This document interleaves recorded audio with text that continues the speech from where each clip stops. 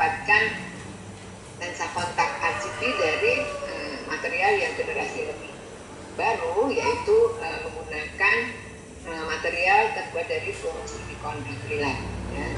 Dimana nanti kita tahu bahwa unsur fluorin pada silikon akrilat ini memberikan tambahan permeabilitas oksigen. Teman-teman tentu sudah sangat paham perlunya oksigen, transmisibilitas pada pemakaian lensa kontak untuk mengurangi terjadinya edema kornea yang merupakan akibat-akibat lain dari hipoksia kornea. Nah, lensa kontak RGB ini memang sudah ada sejak tahun 80 tadi, tetapi lensa ini ternyata belum banyak digunakan. Survei di Amerika itu mengatakan bahwa ini pada tahun 2012 pemakaian RGB ini hanya menyumbangkan 9% dari pemakaian lensa kontak secara keseluruhan, yang pada waktu itu adalah kurang lebih 37 juta penduduk di Amerika saja itu sudah menggunakan lensa kontak. Nah, lensa kontak RGB ini memang kurang populer karena memang secara prinsipnya, teknologinya dia lebih high-tech. Namun sebenarnya lensa ini sangat perlu dikembangkan sebagai alternatif dari lensa kontak lunak yang mungkin juga memberikan risiko yang tidak kecil juga terhadap pemakainya. Tetapi pada survei yang dilakukan secara global pada tahun 2021, perkembangan pemakaian RGB ini juga belum terlalu besar, ya.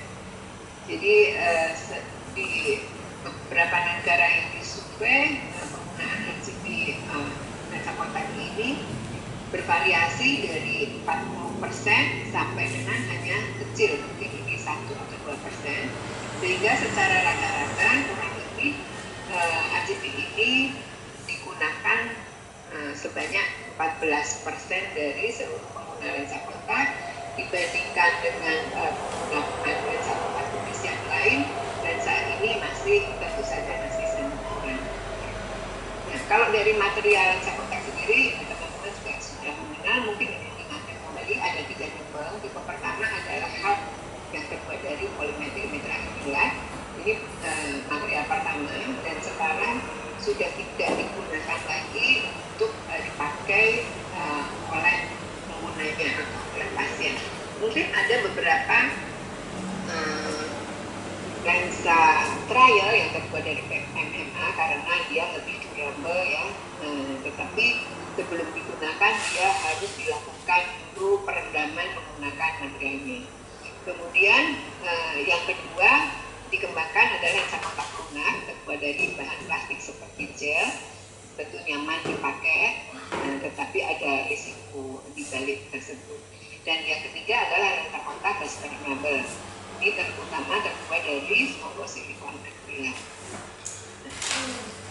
Rigid gas permeable kontak lens ini terbuat dari bahan yang berupa plastik, bentuknya firm, durable, bisa bertahan lama, dan yang penting adalah bisa mentransmisikan oksigen dengan baik, sehingga lensa ini menjadi lebih sehat.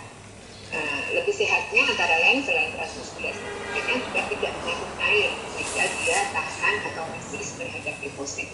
Deposit ini tentu saja akan mengundang bahaya, apalagi deposit yang mengandung bakteri.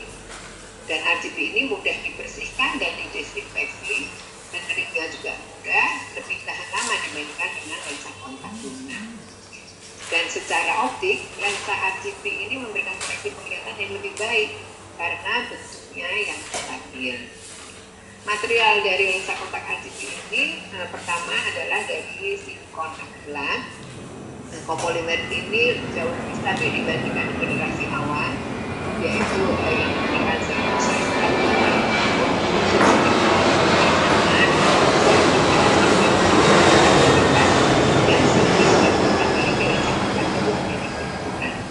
sehingga ditambahkanlah unsur fluorin menjadi fluorosilikon akrilat. Tambahan unsur fluorin ini meningkatkan ketahanan terhadap deposit, dan fluorin ini juga memicu interaksi antara film dengan musit sehingga meningkatkan reflect uptime, dan ini lebih stabil dibandingkan silikon akrilat. Bahan yang lain adalah silen yang diperkenalkan pada tahun 1980. Ini lebih baik dari segi resisten terhadap teksturnya dan gravitinya juga rendah. Dari segi permeabilitas oksigen, material dari ACP ini terbagi menjadi low, high, dan hyper decay. Tentu saja untuk dipakai overnight itu diperlukan hyper decay, yaitu decay-nya lebih dari 100. Kalau berdasarkan kelainan refraksinya, berdasarkan topografi kornea, hobinya, serta umur pasien, pemilihan material ini bisa dilihat pada tabel ini. Misalnya pada kelainan miopia, kalau miopianya itu bisa menggunakan material dengan low decay, ya. Kalau pemakaiannya ini untuk daily wear, tetapi kalau dipakai untuk overnight harus dipilih yang high, bahkan hyper decay. Sedangkan untuk hiperopia juga sama. Kemudian berdasarkan topografi kornea, kalau ada astigmatisme yang tinggi, ini sebaiknya digunakan RCP yang low decay. Ya. Demikian juga pada irregular atau astigmat dengan keratokonus. Kemudian untuk kegiatan-kegiatan